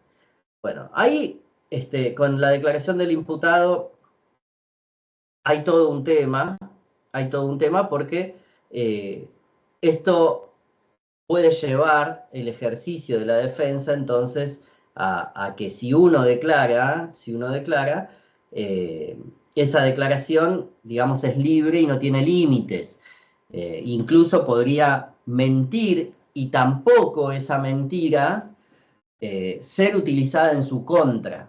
Si decide declarar y miente, dando una versión que es falaz, que no es real, el juez, si descubre esto, no puede decirle, bueno, usted en realidad es culpable, pero además como mintió y me hizo perder el tiempo, podría tener ese argumento, le hizo perder el tiempo al Estado, que tuvo que investigar si su descargo era cierto o no era cierto, bueno, le voy a poner más pena. Tampoco puede hacer eso. Tampoco puede hacer eso. Ahora, hay una discusión al respecto porque no todos los sistemas tienen esa posibilidad, ¿no? De que la mentira... Sí, Una sí, consulta. Incluso la declaración de 308 no es bajo juramento de ley. O sea, exactamente. él podría dar una versión distinta como para defenderse y eso no puede ser considerado en su contra. Exactamente. No puede ser considerado en su contra. No puede ser considerado en su contra en este sentido, ¿no? No puede ser utilizado para decir, como mandaste fruta en la declaración, es que sos culpable. O sos culpable, construyo la culpabilidad con la prueba de cargo, pero como mandaste fruta y me hiciste perder el tiempo, te pongo más pena. No, tampoco. Pero ojo que hay otros sistemas en donde la posibilidad de mentir, si decidís declarar, nadie te obliga a declarar. Ahora, si tomaste la decisión de declarar y mentís, esa mentira puede tener consecuencias penales, ajenas al proceso. Es decir, cometer otro delito, el delito de perjurio en el sistema norteamericano, por ejemplo. Bueno, eso no sería, desde mi punto de vista, incompatible con la norma constitucional del artículo 18. Para mí, pero es toda una discusión. Porque en algún punto yo siento que esto de que la mentira no tiene ningún tipo de consecuencia, la declaración del imputado en el ejercicio de su defensa puede hacer cualquier cosa, estamos de acuerdo, incluso mentir. En definitiva, lo que termina, para mí, lo que termina pasando en la práctica es que termina banalizando la posibilidad de la declaración del imputado. ¿Qué quiero decir? Termina sucediendo en la práctica que a nadie le importa la declaración del imputado, que termina teniendo un valor nulo. Termina siendo funcional, digamos, a depreciar, le baja el precio a la declaración del imputado, en este sentido. ¿Por qué? Porque como decías vos recién, ¿cómo es tu nombre? Federico. Como decía Federico, no declara bajo juramento. Entonces siempre lo que se dice, lo que vemos en la práctica judicial, un contraargumento para el juez, ¿cuál es? Bueno, pero esta declaración, ¿qué valor tiene? Obviamente, el imputado puede decir cualquier cosa. No va a decir nada que lo complique, no va a decir nada que lo perjudique. Entonces, lo que dijo, en definitiva, es más fácil en ese sentido. Sí, es más fácil rebatirlo por ese lado. Pero bueno, me estoy yendo, vamos a pasar con lo que sigue. ¿Quedó claro más o menos esto? La idea de cómo podemos aplicar estas reglas, cuán importantes son a la hora de definir la culpabilidad, de construir la sentencia. Otras cuestiones, bueno, el ejercicio de la defensa, ¿no? El ejercicio de la defensa que contiene todas estas variables que tienen que ser atendidas no solo por el defensor, sino también por el juzgador. O sea, acá hay como una discusión en cuanto al modelo que tenemos, ¿no? Por un lado tenemos un modelo acusatorio donde parece que el juez es un mero árbitro entre dos partes que se enfrentan, sin embargo pareciera que no es tan así en materia de defensa. Es decir, ese mero árbitro entra a jugar cuando ve que una defensa técnica es ineficaz. Y esto es muy importante, de nuevo por lo mismo, porque el derecho penal es un derecho que administra los bienes más importantes de la sociedad y por lo tanto también administra el castigo más feroz de la sociedad, y por eso esa defensa no es cualquier defensa. Esa defensa, ese asesoramiento técnico, tiene muchas responsabilidades y porque trae muchas consecuencias el mal ejercicio de la defensa, el mal ejercicio de la abogacía. Y el garante de eso es el juez del caso. El juez del juicio tiene que tener en consideración cómo ha sido esta defensa. Y hay parámetros bastante difíciles de asir, ¿no? Porque hasta qué punto uno puede entender que una defensa ha sido ineficaz, bueno, viendo el resultado, pero desde hasta dónde uno puede introducirse, ingresar y hacer un análisis o un juicio, catar si esta defensa fue eficiente o no fue. Bueno, la Corte fue estableciendo algunos parámetros, pero algunos son difíciles, sobre todo cuando estamos hablando, como en el fallo Núñez, por ejemplo, de defensas técnicas ineficaces ya en el ámbito recursivo, en el ámbito, y no solamente en el ámbito recursivo para cumplir con el doble conforme, sino estamos hablando de casos en donde la Corte dice acá, la defensa fue ineficiente porque no presentó un recurso que requería una carga técnica muy puntual. Bueno, en definitiva, lo importante quizás para tener en consideración es notar si esta defensa fue adecuada o hubo una comunicación previa y hubo este doble comando que siempre es necesario que exista en materia penal entre la defensa personal material que ejerce el imputado, quien en carne propia, digamos, asume las consecuencias, y la defensa técnica eficiente en el sentido de poder plantear las cuestiones técnicas que tiene que plantear en tiempo y forma. Bueno, de la mano de esto, también la flexibilización de formalidades en el derecho penal han ido en aumento a partir de lo que se conoce como la defensa in pauperis, ¿no? La posibilidad, como decía recién, de que cuando es el propio imputado quien manifiesta su voluntad impugnativa, por ejemplo, o su necesidad de ver al juez, bueno, que esto no sea, digamos, analizado desde un punto de vista formalista, con mucho rigor, y se flexibilicen estas posibilidades. Esto en materia de sentencia, de redacción de sentencias penales, bueno, tiene que ver porque el juez es el que tiene que analizar esto, no puede hacer como que no pasó, no puede hacer como que el defensor fue bueno cuando no lo fue, o realmente contradijo la estrategia que planteaba el imputado. Por otro lado, otras cuestiones que hacen a las sentencias tienen que ver con la parte impugnativa. Lo vamos a ir pasando ya directamente con estos elementos que tenemos acá, con estos fallos que tenemos acá. Vamos a pasar a ver un poco qué sucede en el marco recursivo.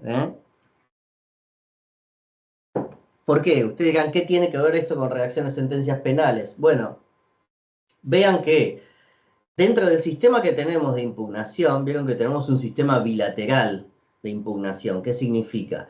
Que no solamente puede interponer un recurso el imputado y su defensor, sino que el acusador y la víctima pueden también ejercer esa facultad.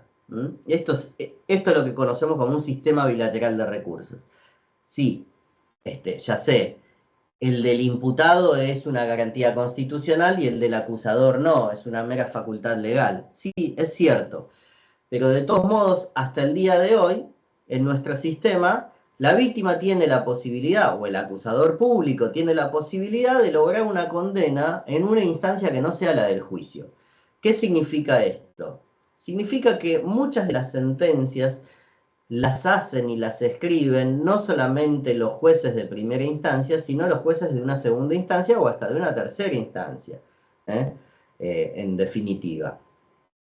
Y esto generó, con la progresividad de ciertos derechos humanos, específicamente con la garantía del derecho al recurso, una garantía que fue interpretada como una necesidad de que existe una doble conformidad para el imputado, que no se exige para el acusador, de la mano de lo que vimos antes, de la mano de la idea de que el Estado no quiere asumir un costo tan alto en equivocarse y en permitir condenar a un inocente. Entonces, bajo esa misma idea, dice, bueno, hay un sistema de revisión que implica una doble conformidad. Que haya dos sentencias que determinen la culpabilidad y la pena del imputado, esto me va a permitir mayor posibilidades de acierto. Puede ser que 2 instancias se equivoquen, bueno, pero por lo menos achiqué mucho la posibilidad del error. Ahora bien, dado que el acusador puede lograr igual una sentencia de condena en una instancia posterior a la del juicio, se tuvo que extender esa garantía y permitirle que cuando sucede esto, cuando el acusador logra la sentencia de condena recién en una instancia recursiva, ahí entonces active el imputado y su defensa el mecanismo este que le señalaba de doble conforme. Esto es lo que se generó a partir de los casos que aparecen ahí nombrados en la diapositiva, que ustedes ya lo deben conocer. Si alguno tiene una duda al respecto me avisa. Pero son los casos de Duarte, que se dictaron el mismo día que el famoso de Callejeros, de la tragedia de Cromañón, y otro supuesto más que ahora vamos a ver, que es entonces la posibilidad de que el acusador logre una condena, a pesar de que haya una absolución, logre una condena en una instancia posterior, y si logró una condena, pero no está satisfecho con la condena que logró, puede en una instancia posterior lograr que esa condena sea agravada. Ese es un caso un poco más difícil de entender. Cuando se agravó un poquitito, cuando se agravó mucho, cuando se agravó más o menos. Bueno, esa es una discusión que está hoy muy en boga porque la Corte de Justicia Nacional no definió cuándo. La Procuración Nacional sí trató de establecer un estándar y dice no, solamente debe establecerse una extensión de ese derecho de revisión, ejercerse ese doble conforme también cuando se agrava la condena en segunda instancia, pero cuando la agravación sea muy agravada, cuando cambien, cuando la calificación legal y la pena sean ostensiblemente agravadas, es decir, sea una pena mucho mayor que la primera impuesta en primera instancia, una significación jurídica muy diferente a la que había impuesto el juez, la que determinaron los jueces de casación. ¿Me siguen hasta ahí? Esto se llama, estos cambios que se dan en la doctrina nacional y que en la provincia de Buenos Aires lo tenemos a partir del famoso caso de Carrascosa, ¿se acuerdan? Estos supuestos, entonces, vamos a seguir avanzando, nos van generando este esquema que yo quiero que tengan presente, que es un esquema en el cual puede suceder que una sentencia de condena no sea solamente, no tenga solo los argumentos de un juez de primera instancia, de los jueces del tribunal, sino que se integre, es una sentencia compleja que se integra con los argumentos del juez de primera instancia y con los argumentos de los jueces de cámara o casación que la complementan, ¿no? Es un trabajo, digamos, para los litigantes, porque acá va a generarse esta construcción. A partir de esa construcción se activa el procedimiento de revisión horizontal que lo vamos a ver acá. Posibilita entonces que otra sala, otro órgano revisor, dé una respuesta, cumpla con esta doble conformidad cuando sus colegas revisores aumentaron la pena. Bueno, esto tiene un límite. Esto tiene un límite acá en la provincia de Buenos Aires para el acusador que está basado justamente en el doble conforme. Es decir, la Suprema Corte de Justicia de la provincia de Buenos Aires, en un caso que es ese que está ahí, que se llama Colman, determinó que una vez que se cumplió con la doble conformidad, es decir, que hubo 2 instancias que establecieron que el fallo, que los hechos tenían una determinada significación jurídica. Supónganse que esto es homicidio en ocasión de robo y no es ni homicidio simple, ni homicidio criminis causa, y la condena es esta y no es otra. Con ese doble conforme el acusador no puede pretender en una tercera instancia, no puede pretender una modificación de esa significación jurídica. ¿Por qué? Bueno, porque se acaban las instancias para poder, digamos, cumplir con esta doble conformidad del imputado.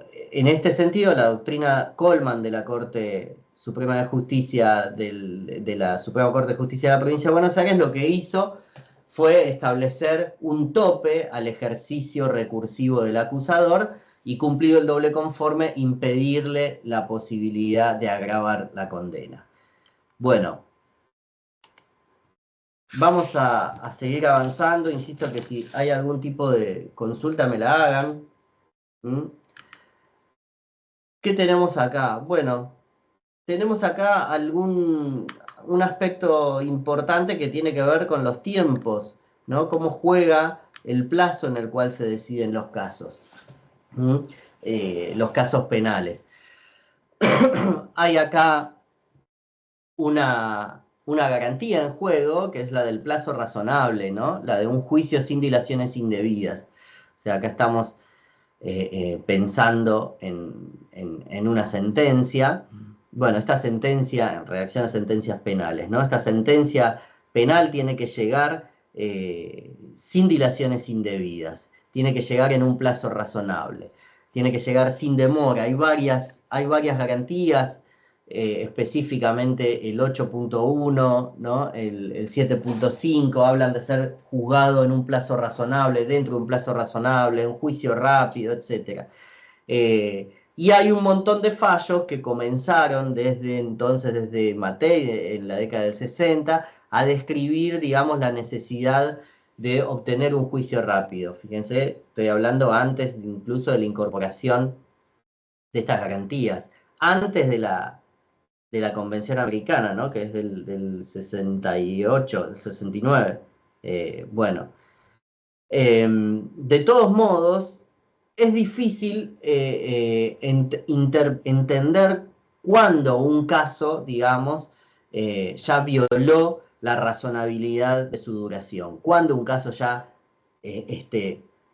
pasó todo lo razonable que uno puede esperar para que sea definido. Bueno, es difícil, ¿por qué?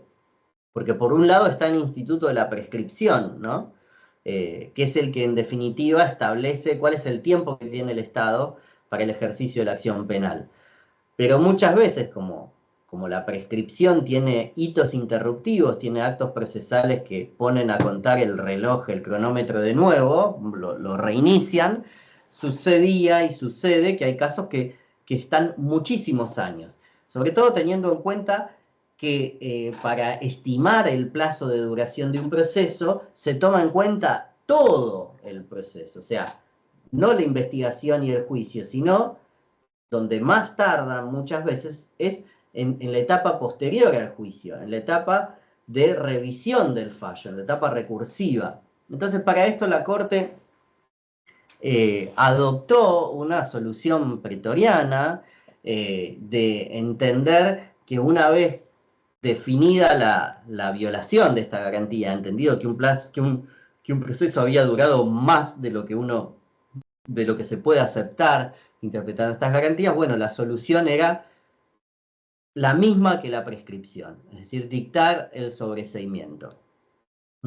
Y para eso se van evaluando, tomando en consideración la doctrina del Tribunal Europeo de Derechos Humanos y sobre todo de la Corte Interamericana, se fueron tomando determinados parámetros que tienen que ver con la complejidad del proceso, la gravedad de la imputación, la actuación de los funcionarios judiciales, la actuación misma de la defensa. Yo acá, en base a eso, había traído un fallo que si quieren después se los dejo, de acá de la Corte Provincial, que se llama Ozón, en donde hay un análisis de esto que estamos mencionando y se concluyó que no se había vulnerado el plazo razonable, a pesar de que era un caso que había demorado un montón, pero se hace un análisis, esto es muy casuístico, se hace un análisis teniendo en consideración cuáles fueron las causales de esa demora, a veces cuestiones de competencia, y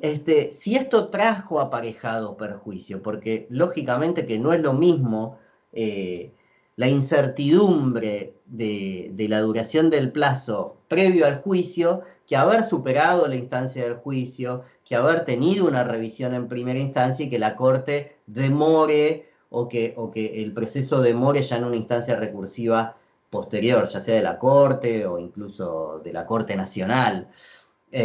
O no es lo mismo, y no es lo mismo, lógicamente, estar detenido que no estar detenido. Y por otro lado, es interesante este fallo porque analiza también, hay muchos, ¿no? Pero uno de los parámetros que se analizan, digamos, es si hubo posibilidades de hacer el juicio. En este caso había habido posibilidades de hacer el juicio, y era la defensa la que solicitaba que se suspendiera y volvía a solicitar que se suspendiera, y en definitiva al juicio no se llegaba por la propia actuación de la defensa. Bueno, esos son algunos aspectos a considerar a la hora de analizar toda esta doctrina del plazo razonable.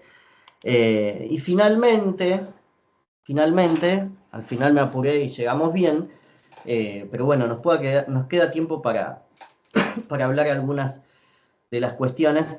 Está la discusión sobre cómo determinar o cómo conformar, cómo motivar la dosimetría penal, la determinación de la pena. En definitiva, digamos, cuánto tiempo debe una persona estar en prisión.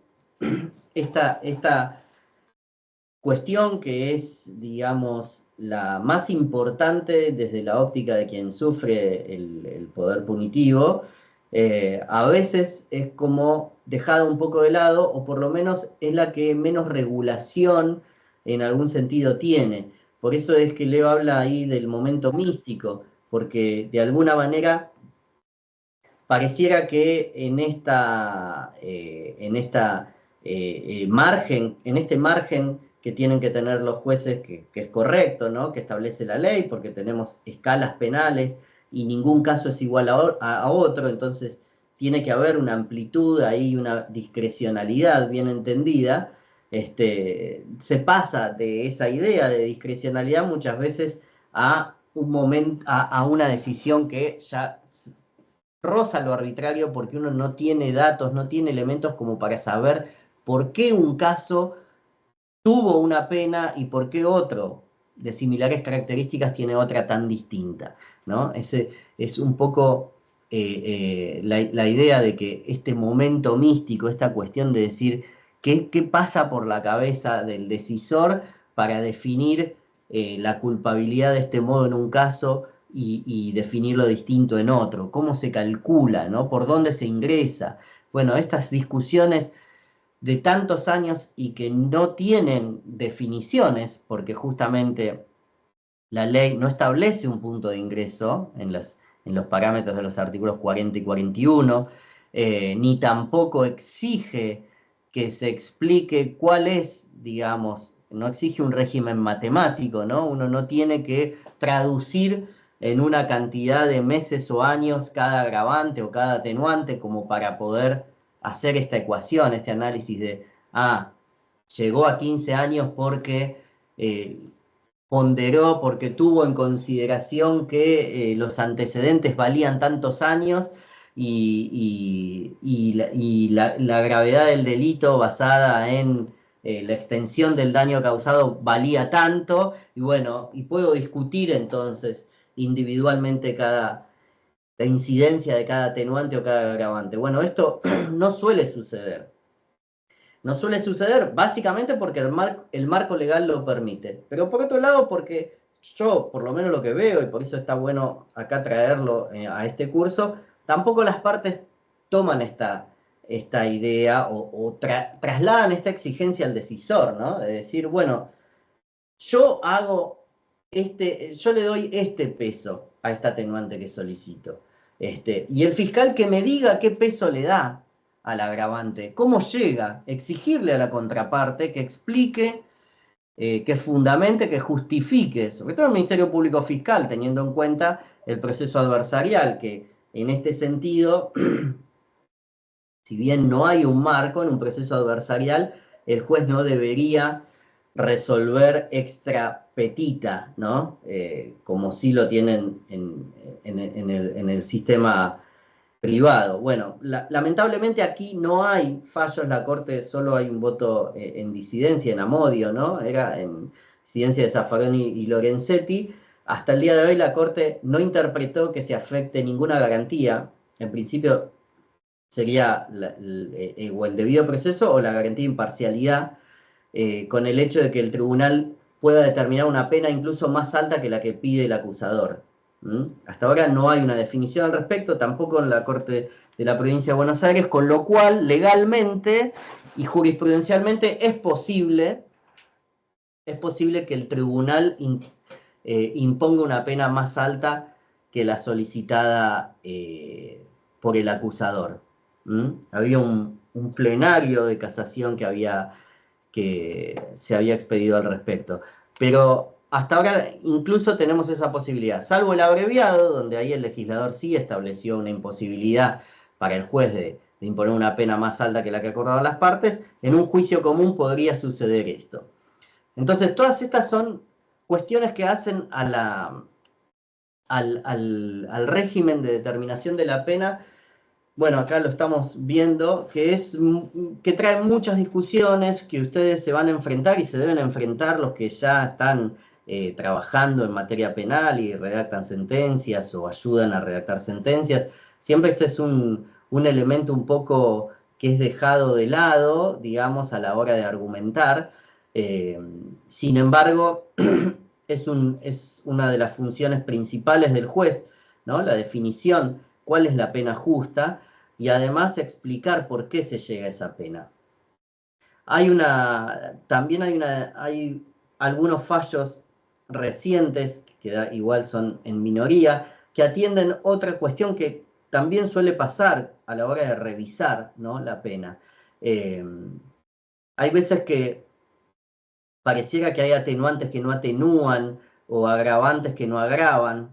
¿Qué quiero decir con esto? Porque incluso hay veces en las cuales el juez determinó una pena y para llegar a esa pena indica, ¿no? Bueno, valoré esta agravante y valoré estas dos atenuantes. No considero tal y cual atenuante que pidió la defensa, tomo esta agravante que pidió el fiscal, ¿no? Supónganse. Esto es una discusión muy habitual en materia recursiva y sucede a veces que los defensores ganan en la instancia recursiva y sin embargo la pena no varía. Y ahí a veces esto es habitual, lo he visto en muchos casos, que el órgano revisor dice: tenés razón, no te ponderaron la carencia de antecedentes penales, supónganse, tenés razón, no se discutió que haya tenido mal concepto, por lo tanto no tiene antecedentes, presumo el buen concepto, es otra de las posturas, te lo valoro. Sin embargo, la pena que te impusieron es justa y la mantengo, dice el revisor, ¿no? Esta es otra revisión que se suele ver, es decir, me das la razón, pero no trae consecuencias eso, no baja la pena. ¿Y cómo sería? Puede ser que haya atenuantes, entonces me incorporaste un atenuante pero que no atenúa, o me quitaste un agravante pero que no agravaba si me dejas la pena igual. Bueno, esto es parte de esa discrecionalidad que insisto, más allá de que el marco legal lo habilite, entiendo que hay una necesidad ahí de todos nosotros, de los operadores, de ser más incisivos en la necesidad de exigir a la contraparte, en el caso de la defensa, la fiscalía motu propio, establecer parámetros bien claros de cómo se llega, de cómo peso, de cómo evalúo la incidencia de cada elemento en la pena, y esto va a obligar entonces a que el tribunal lo resuelva. Pero hasta ahora es una materia un poquito que tenemos también para discutir acá. Bueno, no sé si me quieren hacer alguna pregunta, si quieren repasar algo más. Podemos seguir charlando de un montón de estas cuestiones.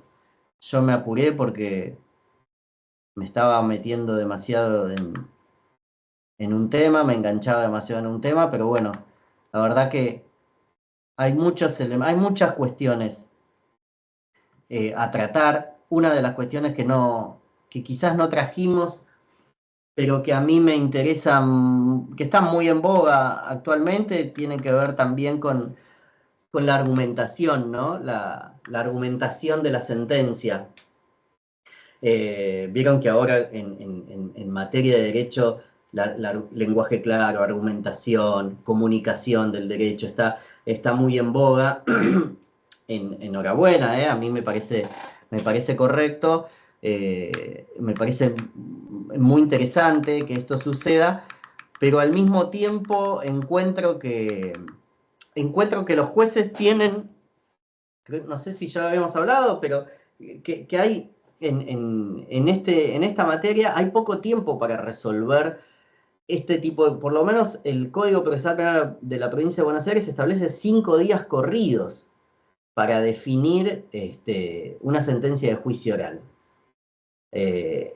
Donde estamos hablando, fíjense de la cantidad de cosas que estamos hablando, de la cantidad de incidencias. Por supuesto que muchos de los casos no tienen discusiones tan profundas, pero por lo general los casos que no tienen esas discusiones tan profundas van por la vía abreviada, ¿no? Transitan por ahí. Los casos que hoy en día van a juicio oral suelen ser casos que tienen algún tipo de controversia que motivó a que vayan a esa instancia, o por lo menos la gravedad del delito es tal que impide acordar un juicio abreviado.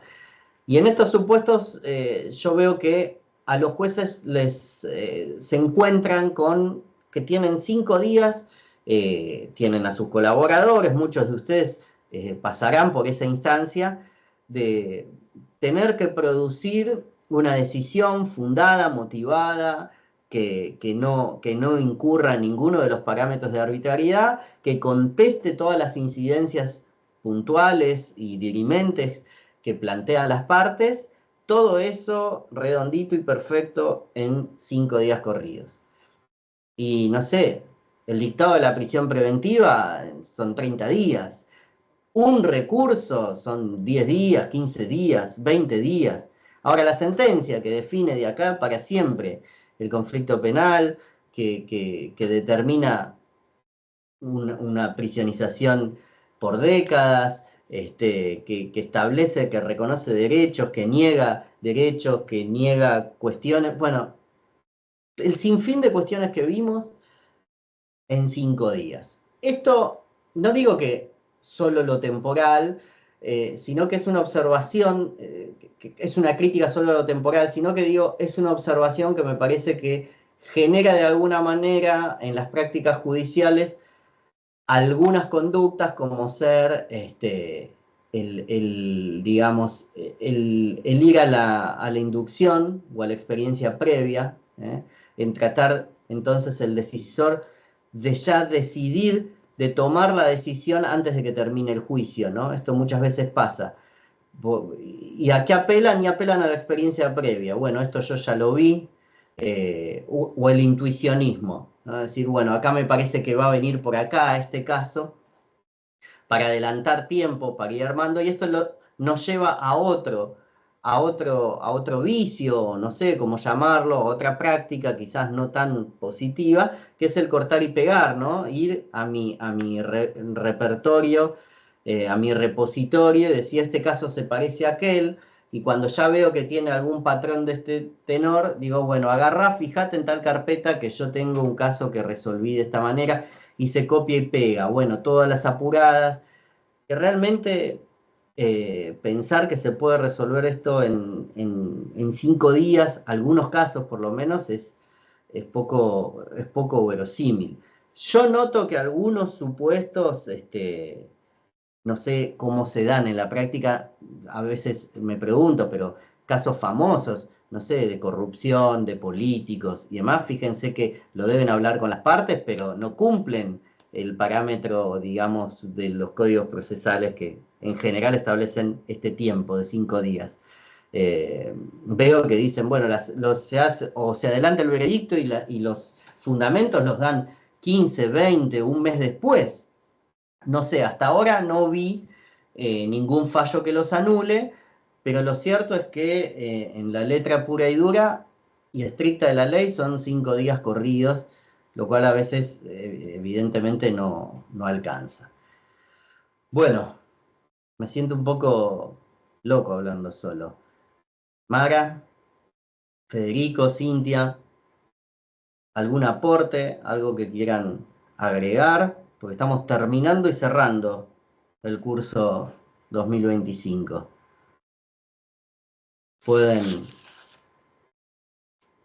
Pueden aportar. Y si no hay dudas, la verdad que para mí es un placer compartir este curso con ustedes. Me gusta bueno, que todos los años se haga algún aporte, porque así nos permiten pensar y discutir en esto que es la redacción de las sentencias, en lo que trabajamos, y van a trabajar seguramente, en donde estén, sea de la Fiscalía, de la Defensoría, digamos, es parte del proceso de construcción dialéctico que se genera, ¿no?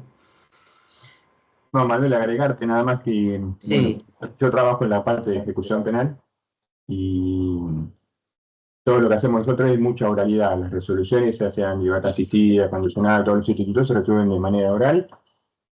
Así que, bueno, nada, igualmente esto es más que provechoso esta clase y demás, pero bueno, también por ahí agregar para la próxima edición algo de ejecución, viste cómo se preparan las audiencias y demás.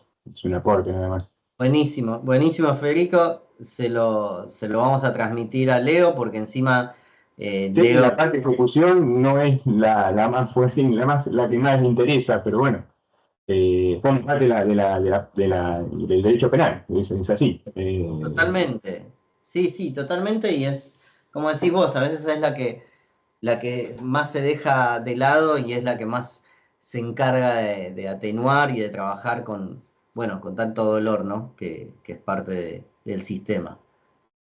Suele tener como un tinte, muchos dicen, bueno, es algo más administrativo, no es tan jurídico, pero bueno, tiene sus particularidades y su parte interesante también. Hay que verlo y la verdad que tiene partes interesantes. Sí, sin lugar a dudas, sin lugar a dudas. Filosóficamente, ni hablar, ¿no? No, sí, sin duda, sí. Gracias. No, gracias a vos. Bueno, Mara, ¿querés que cerremos?